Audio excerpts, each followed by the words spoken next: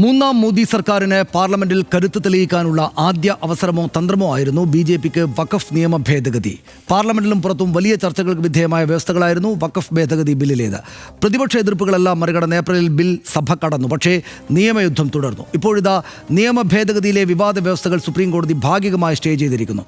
1923 മുതൽക്കുള്ള നിയമനിർമ്മാണത്തിന്റെ ചരിത്രം പരിശോധിച്ചെന്നും നിയമം പൂർണ്ണമായും സ്റ്റേ ചെയ്യേണ്ട സാഹചര്യമില്ല എന്നും കോടതി വ്യക്തമാക്കി. RDX റാപ്പ് കാണാം ആദ്യം.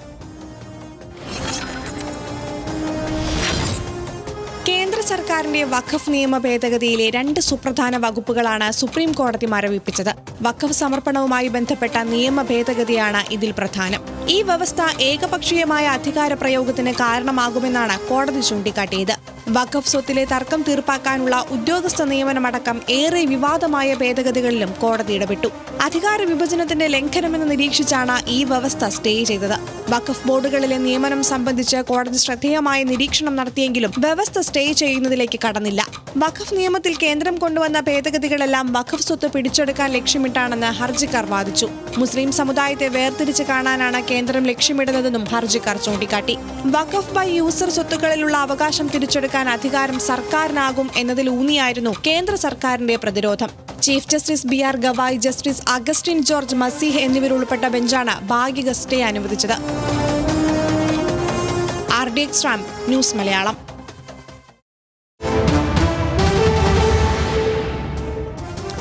ഇടക്കാല ഉത്തരവിനെ സമസ്താധ്യക്ഷൻ ജിഫ്രി മുത്തുക്കോയ തങ്ങൾ സ്വാഗതം ചെയ്തു. ഉത്തരവ് ജുഡീഷ്യറിയിലെ വിശ്വാസം വർദ്ധിപ്പിച്ചുവെന്നും ജിഫ്രി തങ്ങൾ പറഞ്ഞു. ആ വാക്കുകൾ കേൾക്കാം.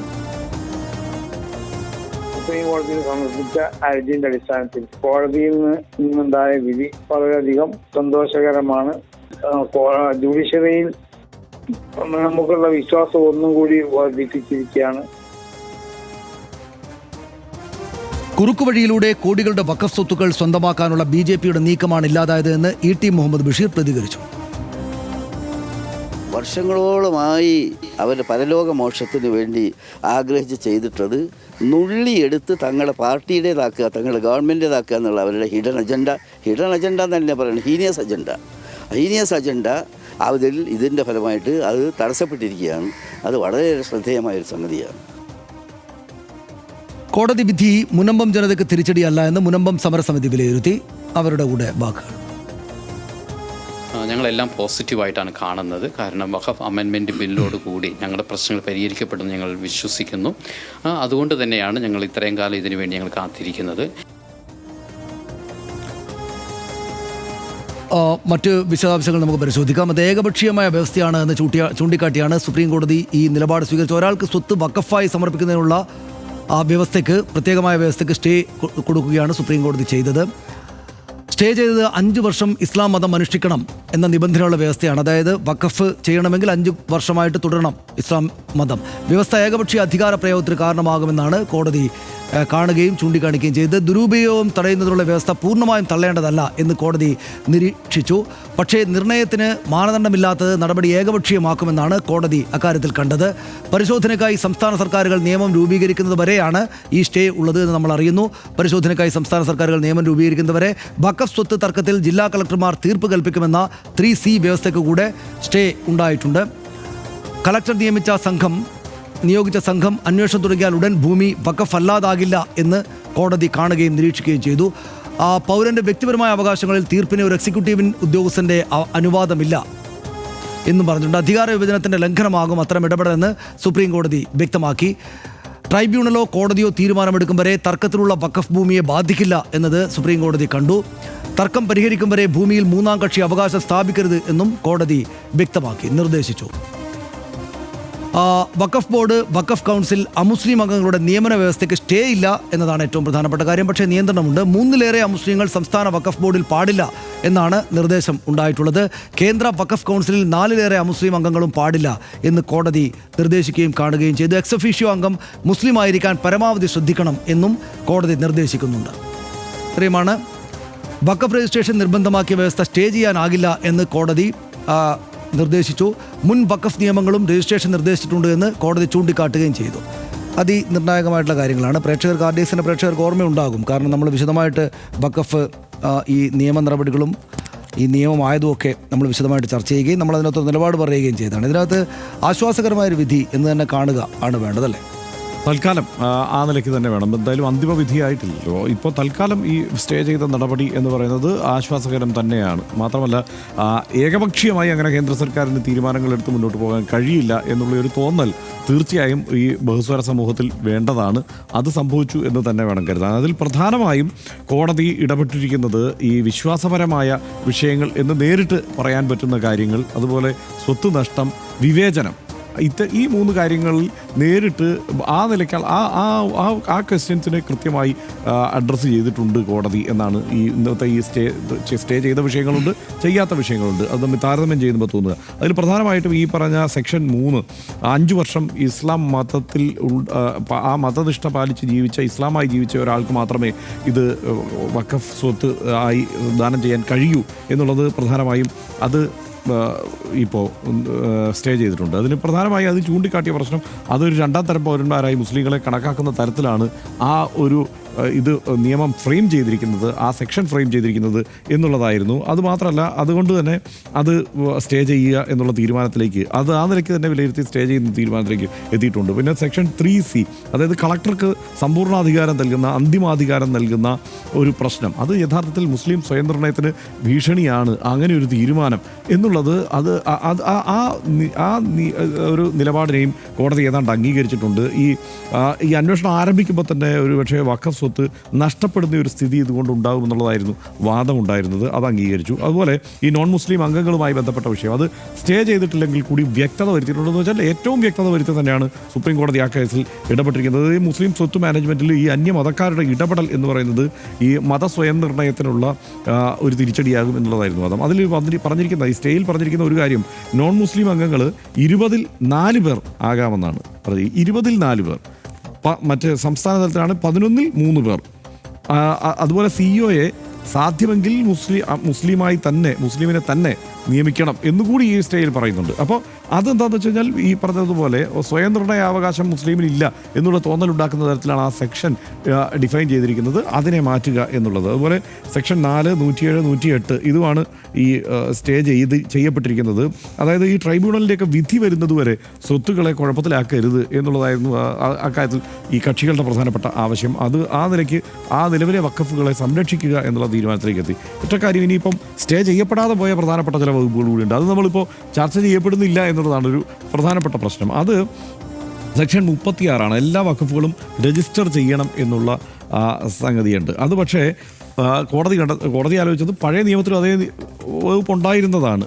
അത് സ്റ്റേ ചെയ്യേണ്ട ആവശ്യമില്ല. ട്രൈബ്യൂണൽ സ്വത്തുക്കൾ എന്തായാലും സംരക്ഷിക്കാൻ നേരത്തെ അല്ലാതെ തന്നെ കോടതി പറഞ്ഞിട്ടുണ്ടല്ലോ. അതുകൊണ്ട് അത് സംരക്ഷിക്കാം എന്നുള്ളതാണ്. അതുപോലെ സെക്ഷൻ 3D ആണ് ഈ പുരാതന സ്മാരകങ്ങളുണ്ടല്ലോ, അത് ഈ വഖഫിൽ ഉൾപ്പെടുന്ന അത്തരം സ്മാരകങ്ങൾ ഏറ്റെടുക്കുന്നതുമായി ബന്ധപ്പെട്ട് അതുമായി ബന്ധപ്പെട്ടുള്ള നടപടികൾ സർക്കാരിന് കൂടുതൽ സാധ്യത നൽകുന്ന അത്തരം സംഗതികൾ അത് പക്ഷേ സ്റ്റേ നിഷേധിക്കുകയാണ് ചെയ്തത്. കാരണം ഗവൺമെൻറ്റിന് ഈ സ്വത്ത് സംരക്ഷിക്കാനുള്ള അവകാശമുണ്ട്. അതുകൊണ്ട് ഗവൺമെൻറ് അത് സംരക്ഷിക്കുക എന്നുള്ളതിലേക്ക് തന്നെയാണ് അതിനെ. അതുപോലെ ട്രൈബൽ ഭൂമി വഖഫാക്കുന്നതുമായി ബന്ധപ്പെട്ട് മറ്റു മതസ്വത്തുക്കൾ വഖഫാക്കരുത് എന്നുള്ളതുമായി ബന്ധപ്പെട്ടൊക്കെയുള്ള കാര്യങ്ങളിൽ കോടതി പക്ഷേ അങ്ങനെ അതിന് തയ്യാറായിട്ടില്ല എന്നതുകൂടിയുണ്ട്. അത്തരം സ്റ്റേ കൊടുക്കാൻ തയ്യാറായിട്ടില്ല എന്നുകൂടി. അങ്ങനെ മൊത്തത്തിൽ നോക്കിയാൽ എല്ലാ പോയിന്റുകളും അംഗീകരിച്ചില്ലെങ്കിൽ കൂടി വളരെ പ്രധാനപ്പെട്ട, അതായത് വിശ്വാസപരമായ അല്ലെങ്കിൽ വിവേചനപരമായ വിഷയങ്ങളിൽ കോടതി കൃത്യമായി ഇടപെട്ടിട്ടുണ്ട് എന്നുള്ളതാണ്. നിശ്ചയമായിട്ടും അങ്ങനെ തന്നെയാണ് എനിക്കും തോന്നുന്നത്. ഇവരുടെ എല്ലാം പ്രതികരണങ്ങളും ആ നിലക്കാണല്ലോ. ഇതിപ്പോൾ ലോകത്ത് ഏറ്റവും കൂടുതൽ ഇസ്ലാം മതവിശ്വാസികളുള്ള 2ാമത്തെ രാജ്യമാണ് ഇന്ത്യ. നമ്മുടെ രാജ്യത്തെ ഏറ്റവും പ്രധാന ജനവിഭാഗം ഇസ്ലാം മതവിശ്വാസികൾ കൂടെ ആണ്. അതും നമ്മുടെ രാജ്യം ഉണ്ടായ കാലം തൊട്ട്, ആ മതം ഉണ്ടാകുന്ന കാലം തൊട്ട്, നമ്മുടെ രാജ്യം ഉണ്ടായ കാലം തൊട്ട് ഈ മണ്ണിൽ ഇസ്ലാം മതവിശ്വാസികളുടെ കൂടെ രാജ്യമാണിത്.